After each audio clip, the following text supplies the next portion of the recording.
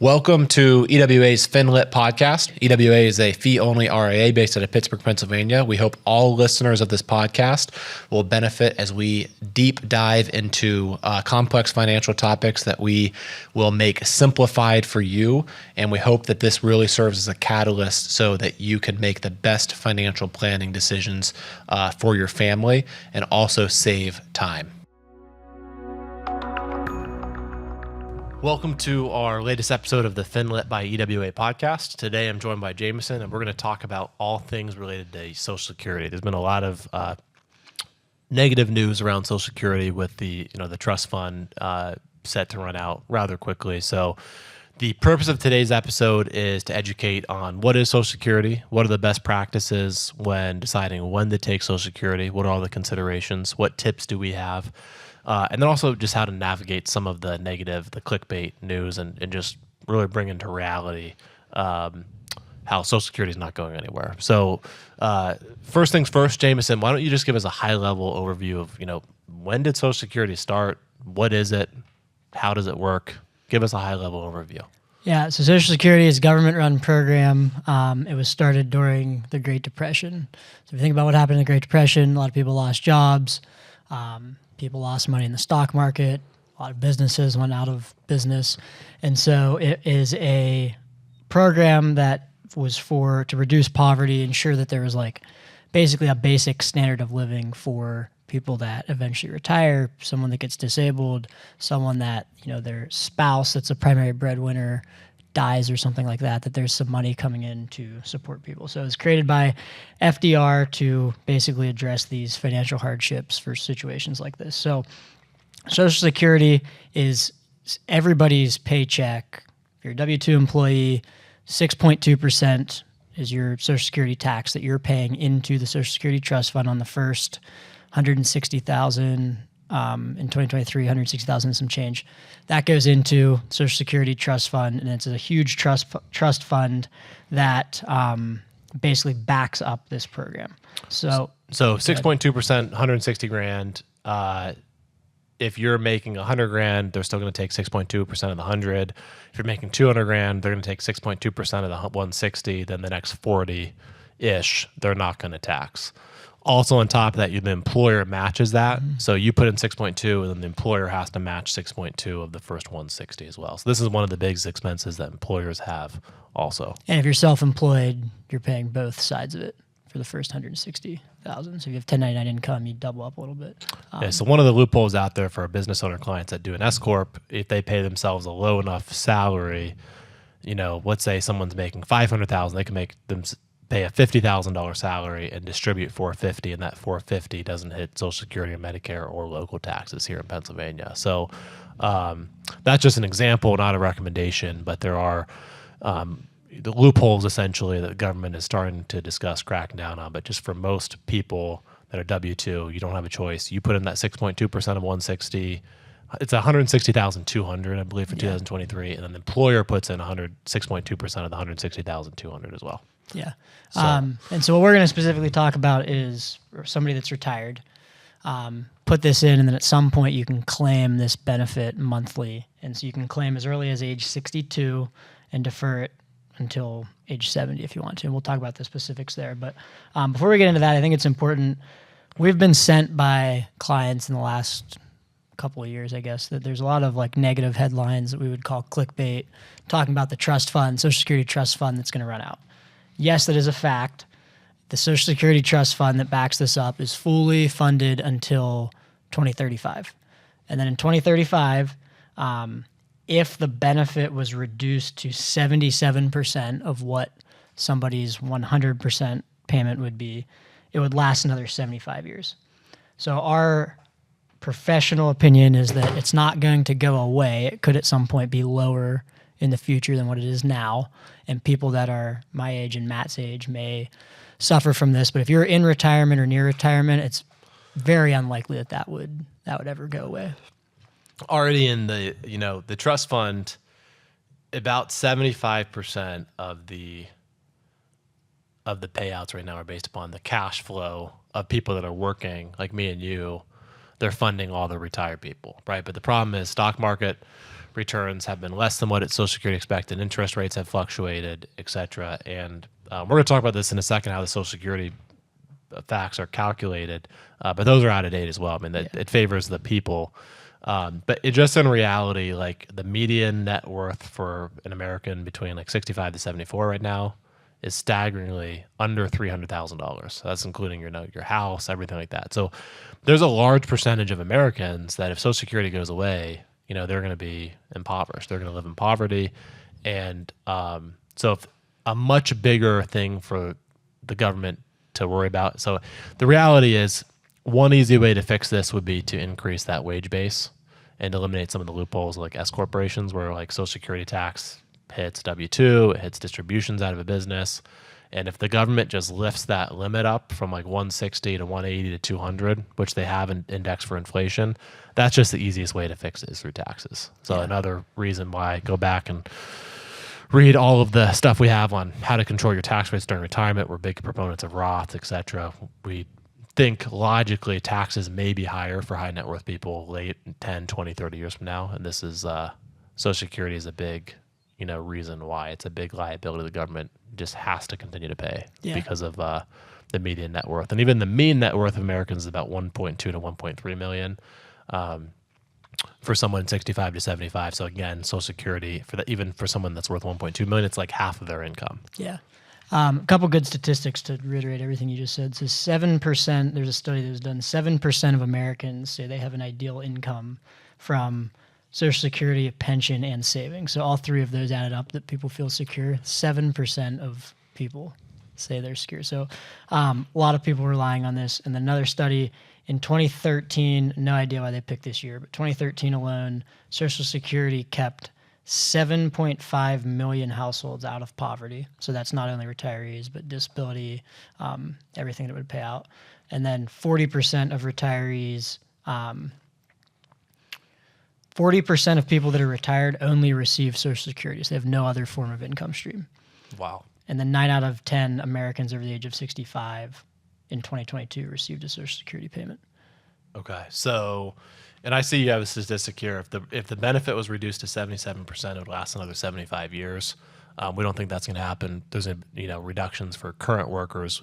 Easy ways the government is already starting to address this problem is increase that wage base that I discussed. Also increase the normal retirement age for when you can receive the full benefit. They've lifted that from like 66 to 67 now. Even 1 year is a huge difference. And so do we think that the Social Security is going away? No. Do we think the government's going to change the way how they can pay out the benefits? Yes. So obviously watch out high income earners. But if you're over 50 right now, we're not advocating that you should worry about Social Security is going to be there. It'll be there. Yeah. Let's talk about how and when you can actually claim. Yeah. So just for the sake of today's episode, because Social Security does pay if you are severely disabled. It does pay, benefits to, special needs. I had a sister that had special needs. So there's other avenues that can pay a death benefit, a small death benefit for a breadwinner, et cetera. But today we're just talking about the retirement benefits, which for, the majority of our listeners is what they're going to be focused on or worried about. So currently you can take a Social Security paycheck as early as 62 if you're healthy, just for the sake of retirement benefits, and you can delay it, and you get an 8% increase every year. That's compounded if you delay it till 70. So a pretty big difference between someone taking it 62 to 70. Do you have the birth years? So a normal retirement age, depending on when you were born, is either 66 and 2 months, 4 months, all the way up to 67. So just read off the lowest one for someone at 66, and then anyone born after what year is the 67? Birth year 1943 to 1954 is 66. 1955, 66 and 2 months, and then up to 1960 or later is 67. So you and me, we're 67. Why this is important is there's an earnings test. So just hypothetically, like if I were to take Social Security before I was 67, a couple bad things are going to happen. The main one is that there's an earnings test. So if I'm still working and I receive a Social Security paycheck, there's an earnings test that is if I make above $21,240 that year, every dollar I make above that, every $2 I make above that, there's a $1 offset to my Social Security. So hypothetically, if I was 62 and I was getting, let's say, $20,000 a year in Social Security, and I made $100,000, so I was like, basically like 79,000 above the earnings test. Well, half of that would be almost 40,000, and that is obviously more than the 20,000. So my Social Security in that example would be zero. And even though I took it at 62, that offset would take it to zero. If I was earning 20,000 at 62 and also taking 20,000, there'd be no offset because I'd be under that earnings income limitation. But that earnings offset gets eliminated at your full retirement age. So for my example, at 67, if I waited till I was 67, at 67, I can take Social Security. I may not want to because I could still delay it and get the benefits. But I can earn as much income as I want, and there's no possible offset. So that's one important factor. The easiest decision is, am I still going to be making money when I take the Social Security? And if you're below your normal retirement age, then you typically shouldn't take it. If you're above your normal retirement age, then there's tax considerations, but in general, the offset doesn't matter. Some other things to be aware of is this is based upon your highest 35 years of earnings, and this is not time weighted. So for example, if I was 65 and I made $10,000 when I was 25, and then I'm 64 and I make 100,000, and I've worked for 40 years, that 100,000 is going to offset that $10,000 a year, and so my benefit's going to be significantly higher every year I have an income that's higher because they take the top 35 years. And it doesn't matter if those years were earned early or later, it's the top 25 years, 35 years regardless. And so if you're making, like right now, if you're making above 160,000 for those 35 years indexed for inflation, then you're going to have the highest possible Social Security paycheck that exists right now. Again, if you work 35 years and you're above that Social Security max wage base, which right now is $160,200. Some other considerations. So, why would someone take it at 62? Why would someone take it early?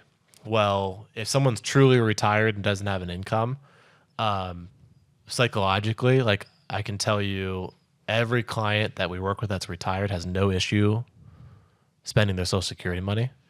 Every client that was a good saver, like climbing the mountain, it's a hard habit to break just saving. It's an extra hard habit to start digging into that portfolio. So clients don't enjoy, for some reason, money they've worked hard themselves to earn and to save. Seeing that money disappear, it's a huge shift, and it doesn't come easy. So taking Social Security, it's an easy money. It's like, oh, geez, the government owes this to me. I paid into this thing. I'm going to spend it. So one of the reasons just for peace of mind to take it, but if someone lives till like, let's say you and I were both 62 right now, and we earn the exact same amount of money, and you took your benefit at 62, and I waited all the way till 70. And then let's say we both live till we're 90. I would end up getting an extra like $300,000 more than you. So for an average American, that's a lot of money. Now, if we live till we were both, if I lived till like 79, that's typically the break-even point at 70. So that's how quickly I could catch up. But those 8 years that I didn't take my Social Security versus you, I may have been worried about the market and while I was young and healthy and wanted the money, not pulling my money, not living my best life. So there's what's the best financial decision when it comes to Social Security? What's the best peace of mind? And then what's the best behavioral decision? Am I actually, if I delay it, going to be okay taking money and spending money out of my portfolio and letting my Social Security grow? So it's not just a complicated, like, what's the best financial decision? There's a behavioral decision. And when you look at the break-even calculator, if someone, let's just use, so I have an example in front of me, and this person is pretty much maxed out. So if they took it at 66, this was run a couple years ago, they were going to get about $32,000 a year. And so we used a 2% inflation rate. So versus if this person took it at 70, they would start getting, $45,000 and change a year.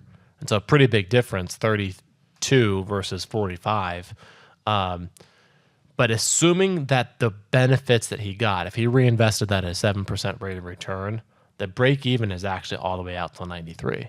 So if this person that had taken it at 66 was disciplined and reinvested that money or kept other money invested at 7%, him delaying till 70 wouldn't have caught up. So he would have had to live all the way out till age 93 if he was getting a 7% compounded return on those benefits, investing, for it to make sense to delay. So when you look at the break even, don't just look at what are the dollars I've received from Social Security. You have to look at the present value of the dollars. And so generally speaking, like there's some break even points, between 62 and 70 that can occur around 80. There's some break even points between 66 and 70 that can happen between like 85 to 87. But in general, those break even points, when you add the time value of money into the equation, they're actually years later. And so most people don't think they're going to live that long.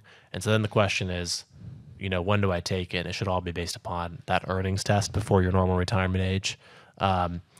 And I would also say, this is a huge decision. If your net worth is under that mean net worth of 1.2 million, or even that median net worth, like this decision could be huge.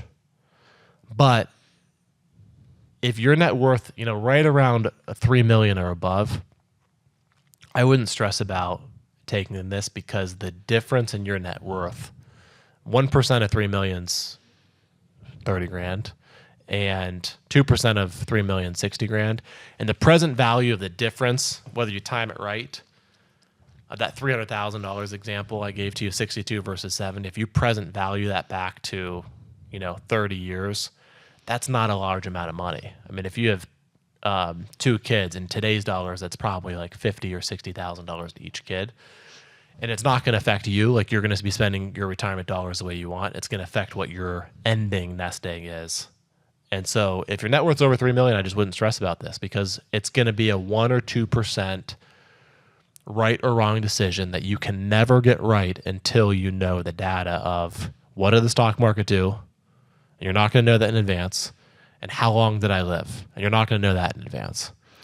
So if you're a high net worth person at the 3 million, I would say claiming it between your normal retirement age of 66 to 67 and delaying it till 70 is a really irrelevant financial decision. So I'd base it upon, what does your tax bracket look like if you take it at 67 versus 70? And then what does your behavior look like? What does your peace of mind look like? What kind of investor are you willing to be if you take it at 67 versus what kind of investor are you willing to be if you take it now and delay till 70? That's going to have a huge impact on your happiness, your life by design, etc. Any thoughts to add to that? I say we can dive into the spousal benefit. I think would be helpful to understand, but there is a new technology I was reading about that can predict how long you're going to live based on your biomarkers. Maybe we could start implementing that to time. Use AI to do this. But the reality is, like, the factors that go into Social Security should be your net worth. It should be your goals. If your goals are not leaving a legacy, like, enjoy your life, enjoy your money, take it potentially. If again, I'm still talking about high net worth. If your net worth is under $1 million, this is the most important decision you will make in your retirement, because it's the majority of your income stream. And getting that right, looking at the longevity, looking at other assets, it is a massive decision. If your net worth is between 1 to 3 million, it's an important decision. If your net worth is over 3 million, let alone 10 million, I would label it almost as an irrelevant decision. Again, earnings test, taxes, there's considerations, but stressing to get it right. How long am I going to live? What's the market going to do?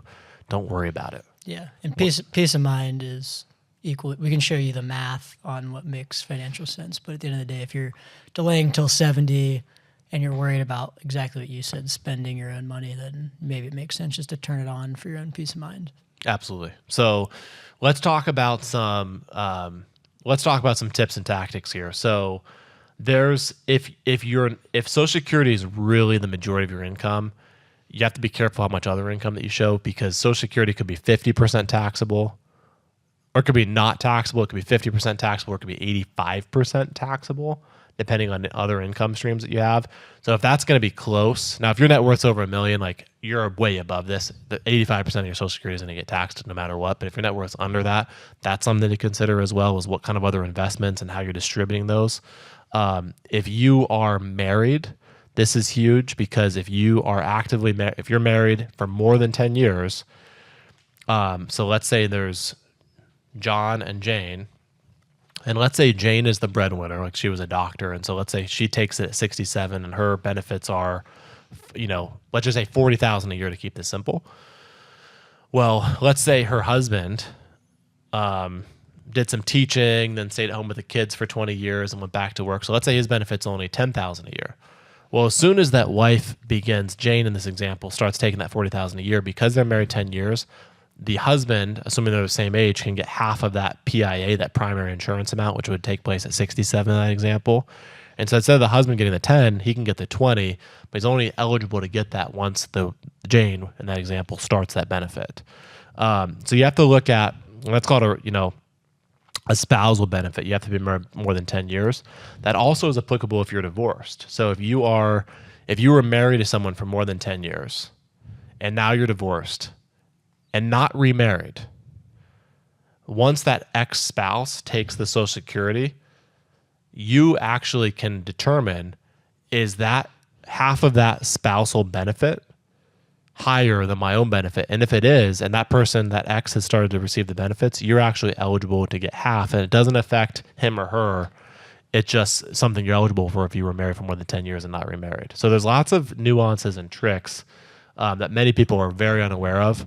So you'd be very surprised, what benefits you're eligible for based upon your life circumstances. So some of the other strategies, now there's a lot of really good strategies, such as like file and suspend, because of these spousal benefits. There was a claim now, claim more later, where the lower spouse would claim and the lower income earning spouse would claim. The breadwinner would claim half of that benefit, let their own benefit climb. Then that person would claim, and then the other spouse would flip to the other. So a lot of those rules have changed. And in general speaking, if you're going to retire now, those rules are off the table. You have to be born before a certain year, and most people, those rules would only apply, to someone a couple years ago now going to retire.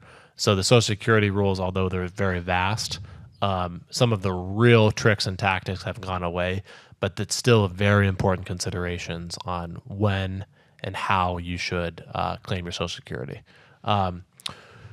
Someone can also claim Social Security and decide to go back to work. Let's say you go to claim it Social Security at 63. You could go back to work, stop it, and then go reclaim it if you're worried about that offset as well. So there's some flexibility that some people don't know exists in Social Security as well. So we really look forward to any questions anyone has. The purpose of today's episode was just to give a high-level overview of Social Security, hopefully take some of the stress away around planning for it. And then also for people that are actively working, if you have if for example, we have a couple clients that their spousal benefit is close to half of the breadwinners. So at that point, if you're in a family-owned business, you'd want to focus on getting the breadwinners even higher, because the spouse is going to get 50% of that benefit no matter what. Maybe shut down the wages of the lower income spouse, or vice versa, really accelerate the spouse that's close to 50% and increase their earnings, because it's a 35-year test. It doesn't matter if you're in those top 35 years on the back end or front end approaching retirement. We've done some analysis where we've purposefully said, hey, pay your spouse an extra $50,000 a year for the 7 years before retirement, and that's increased their benefits by a couple $100 a month. $2,000 or $3,000 a year over a 30-year retirement, that's $90,000. And all in exchange of paying a little bit in Social Security tax over the 7 years, it's totally worth the exchange. So there's a lot of good planning that can be done, not just when you decide to file for your Social Security retirement benefits, but also well in advance of getting your Social Security retirement benefits and making sure you're maxing out the right way as well. And just a few final considerations. There are, if you were a teacher or had a pension and your paycheck was not getting Social Security taxes withheld, there are two things: a windfall elimination provision and a government pension offset that can affect the ability to collect Social Security, where if you have a pension, they're going to do a calculation on that and then offset your Social Security amount. And some of those are for spousal or survivor benefits. Some of them are for not. And it's important to note if you have been married for more than 10 years, the higher of the two Social Securities. So if one person's getting $3,000 a month, the other person's getting $2,000 a month, that $3,000 a month is going to stay for the survivor. So the higher of the Social Security for a married couple always stays upon death. So that's also an important factor when deciding on who should claim when, is who's the anchor benefit, which benefit's going to stay no matter what. Because then sometimes the longevity of the spouses should be considered based upon, potentially the surviving spouse who's going to inherit that higher benefit, because that's going to stay with them forever. So lots of considerations, and there are calculators we have that can break down all these scenarios in great detail. Look forward to doing so for anyone interested. Thanks for tuning in to this week's FIN-LYT episode on Social Security. We hope that you found this extremely helpful. If you don't mind, please rate our podcast on whatever platform that you're listening to, Spotify, Apple, YouTube, and please share with friends and family. We hope this can benefit as many people as possible.